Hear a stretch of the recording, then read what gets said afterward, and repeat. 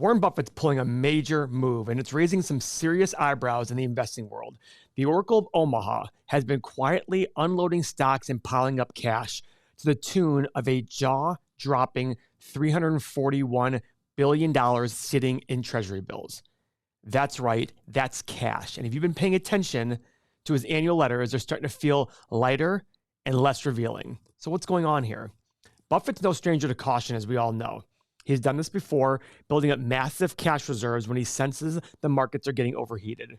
I don't know if you know this, but if you remember in 1969, he actually shut down his highly successful partnership because he thought the market was too frothy. And guys, the market wasn't anywhere close to as overvalued back then as it is today. Now, fast forward to today, and a lot of investors are getting really nervous. Could Buffett be anticipating a massive market crash? Is this the calm before the storm? Now, we couldn't resist diving deep in his portfolio, trying to figure out what the Oracle of Omaha may know that the rest of us might be missing. Buffett's 13F filing just came out, and here's what it reports. And for those of you who don't know, 13F is whenever a fund is out there with over a certain number, I think it's $100 million, they have to report their quarterly filings after the quarter is over. Here's what he's done. He's bought about 1.3 million shares of Domino's, which is a new position. 400,000 shares of Pool Corp, also a new position. A paltry 5,000 shares of Heiko. But most impressive are his sells. 100 million shares of Apple. That was 25% of his position. Over 700,000 shares of Capital One, which is about 7% of his position. 20.7 million shares of New Holdings, which is about 20% of his position. Charter Communications, 1 million shares, about 26% of his position. And Ulta Beauty, 96% of his position that he just entered recently this year, over 665,000 shares exited. He fully exited Floor & Decor, which is one of Charlie's favorite companies, one in which Charlie called this Costco 2.0. In an interview with the Acquired podcast, Charlie Munger called Floor & Decor a wonderful business implementing the same playbook as Costco, and even referred to it, as I said, as Costco 2.0. Yet, Buffett's people, or him, have sold it. Guys, the thing no one's going to tell you about Buffett and his portfolio is they're going to quote old Buffett and then not sit there and look at his actions today about getting in and out. And you might sit there and say, well, Paul, even you said it's not him doing it anymore. Exactly. He has so much money that he finds people who are good at managing money, and whether they get in and out does not matter to him, which is very inconsistent from what he said in the past. But I still think his words and advice will apply great to you about the future. Do less. Don't jump in and out. You'll probably do well. No one's going to tell you that about Buffett. I'm here to tell you that. As I've said before, guys, Warren Buffett and Charlie Munger always said their goal is to buy companies that hold them forever. And he has said many times before that he's not the only one picking stocks. He gives certain people at the company the ability to buy and sell stocks. But don't think for a second they're buying and selling with the same kind of philosophy that Buffett has. In fact, even Buffett himself has not been acting in the way he always says. He was very big on Apple. And let's go back to the beginning of this year. This is Q1. Apple reduced 116 million shares just in the first quarter. Not done then. Second quarter, reduced by 50% to sold 390 million shares. And now the most recent quarter, Apple reduced 25%, 100 million shares on the nose. Guys, this is a company where he was spending a lot of time. He talked about how, hey, if you had to pick between your car and your phone to have that, not have one of those for next year, I think most people would pick the car because the phone they can do everything with. And he was so big on Apple, and yet they're selling now. Is it because stocks are so high? Maybe, but that goes against his entire idea of getting in and out of stocks. And Apple, I do believe, is a company that Warren Buffett himself was very active in buying and selling. It was his decision to do that. And it's not like they need the cash. So it's not like he had to go sell Apple to go buy some other companies. He was flush with cash, $340 billion worth. He doesn't need the cash to go buy other companies. With $340 billion, he could literally pay cash for how many companies in the S&P? Look at Ulta Beauty. This is a company that I own. And again, don't buy anything because I own it or Buffett owns it or anybody on the internet owns it.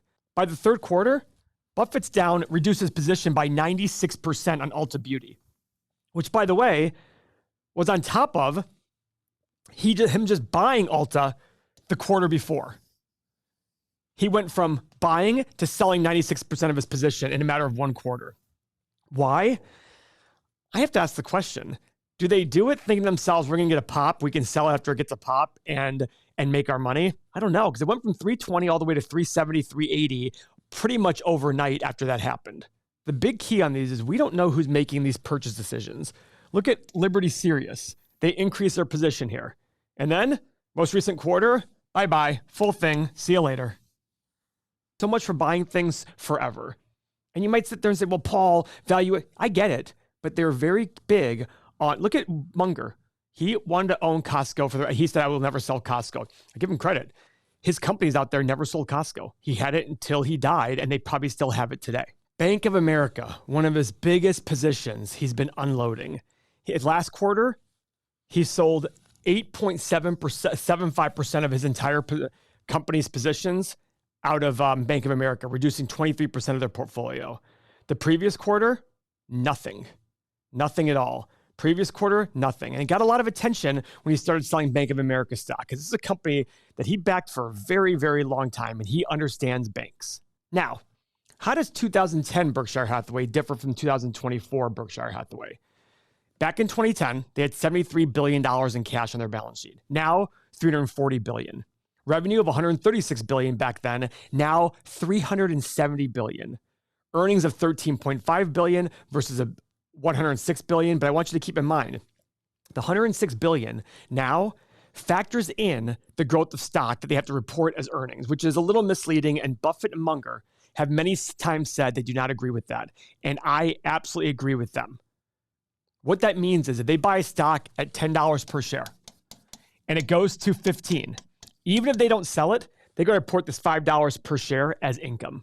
And if it goes to $5 per share, they got to report this as a loss. It is not accurate and it's not good. That's why I think for a company like Berkshire, focusing on the free cash flow is very important. So what do they do with that cash? They bought back about 200,000 shares, decreasing the number of owners out there and increasing the per share ownership for everybody else. So obviously everybody's question is, what does Buffett do when the market's overvalued?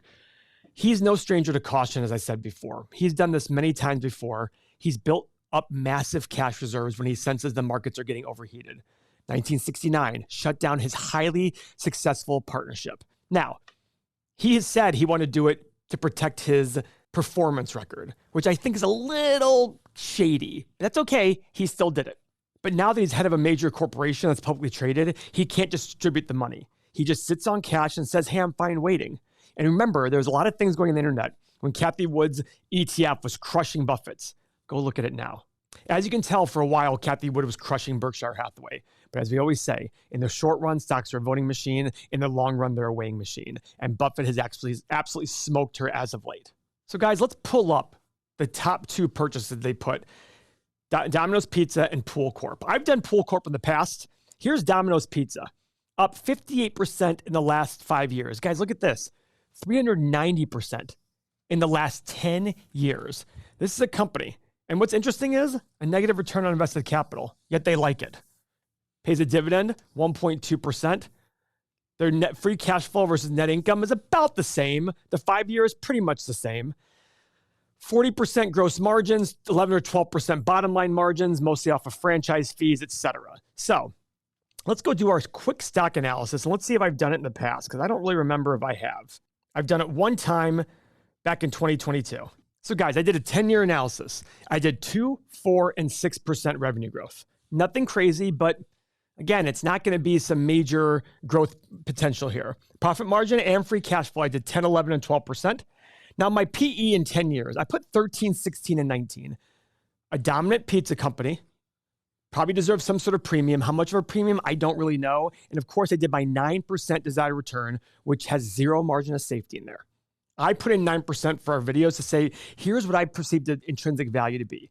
But if you're buying your own stocks, you need to put a higher return than 9% because you need a margin of safety in there because we don't know the future and we're humans and make mistakes. And if you're going to invest and to get 9 or 10%, just buy a low-cost ETF. So to buy an individual company, you need a higher return. Hit the analyze button. The stock's currently at $444. I have a low price of $176, high price of $355, middle price of $250. Guys, way too expensive for me, but who knows what they see in it. Let's see, if they bought it last quarter. Yeah, I don't know. I really don't get the play here. I really don't. Now, let's pull up Pool Corp. This is an interesting company. Now, higher returns on capital, 21% in the last 5 years, 19% last year. All-time high of 582 back in November of 21, 52-week low of 293. Free cash flow and net income, pretty similar, a little bit lagging on the 5-year part, but not terrible. Pays out a 1.3% dividend, which they can easily afford. So let's go do our analysis here in our stock analyzer tool. So guys, here are my assumptions. 3, 5, and 7% revenue growth, 7, 9, 11% profit margin and free cash flow margin. I did a PE because of their great ROIC of 14, 17, and 20, and again, our 9% desired return. Hit the analyze button. The stock's currently at 364. We have a low price of 144, high price of 380, middle price of 240. Again, I don't know what they see. I don't know if they really buy based on intrinsic value anymore for some of the guys there. I wonder how much of it has to do with market movements. I have to assume that based on what I see on their ins and out. Now, guys, this is why I love using the stock analyzer tool, because it allows me to sit there and make these assumptions about the future. Make the assumptions that I think are going to happen, and it gives me a low, middle, and high estimate of value. Now, Warren Buffett in the past probably uses some sort of idea of a model back in the day, whether it was this or some sort of balance sheet model, depending on his investment ideas. Now, for our users who've used this almost 1 million times every year, it's essential because it allows you to give you some framework of where to go in order to determine what price to pay for a company. Because every investment is the present value of all future cash flow. We don't know the future, so we have to make assumptions today about that future, and I make low, middle, and high assumptions. Now, our users love this service. So if you've been to our website to get on this, you'll notice that we have a wait list on our site. Today's software includes everything we have to offer for stocks, retirement, and real estate. All of these tools and growing. But behind the scenes, we're making changes. So this offer is going to go away real soon. Now, I don't know if you remember from back in the day, if you're not new to the channel, been around for a while, I built this software for myself. But we kept getting requests on the YouTube comments. How do I get your software? How do you get your software? So we decided to finally just sit there and say, let's just make it for everybody. And it was a massive success. I use this software. My team uses this software every single day. But as we grow, it's less about me and more about how I can better serve you. This is why we update our software to give you exactly what you need. Just today, the St. Louis Fed series came out here. We're going to be adding more and more economic data. This software will be the go-to resource for everything having to do with any sort of research here in the future. All economic data, real estate, we are making it an absolutely essential part of your life in order to understand the economy and investing. The good news is these changes haven't been made yet. So if you join today, you will get all of these as part of one package. You don't have to sit there and worry about what's going to happen in the future. You get it today and you'll get it forever. I'm telling you this now because there is still time for you to sign up to get everything we make here. As long as you join this community before we make the changes, you're going to keep this plan, as well as you're going to stay in the pricing tier forever. So click on the link in the description below to get access to everything we have to offer, including our investment tools and the community. I'm very confident it'll be the best investing decision that you've made all year. Now, guys, Buffett runs a massive company, and he's getting close to the end of his days, as we saw with Munger about a year ago. This is not something to be criticized, and I think that their diverse group of companies as well as holdings will probably do well in the future. But you got to remember, as they get bigger, it's going to be harder and harder for them to outperform. And over time, as the company gets bigger and bigger, they're probably going to be less informative and less open book about everything they do because it would just take too much time. I've read every annual report that Buffett's had going back to 1955. And early on, he was very thorough because he had a limited number of investments. As time went on, he started to break down different categories of investments. And as time goes even further, and as he passes, this is going to change even more. For example, he used to give his acquisition criteria. Not so much anymore. Top holdings were worth over $1 billion or more. Not so much anymore because they're so big. List of fully owned businesses. Not so much anymore. So guys, I think Warren Buffett and Charlie Munger's words are things you need to learn from. But again, like I repeat over and over, don't just make investment decisions because somebody on the internet says it or Warren Buffett has it or anything like that. We're here to teach a process. Learn the process from Buffett and Munger. Learn the process from people you respect and apply that to the things you know and understand that work for you. Now, guys, we did a video recently where we looked at his cash position, comparing it back to 2000 to see if Warren Buffett was predicting a crash like the '07 crash. So check it out in this next video. Thank you for your time.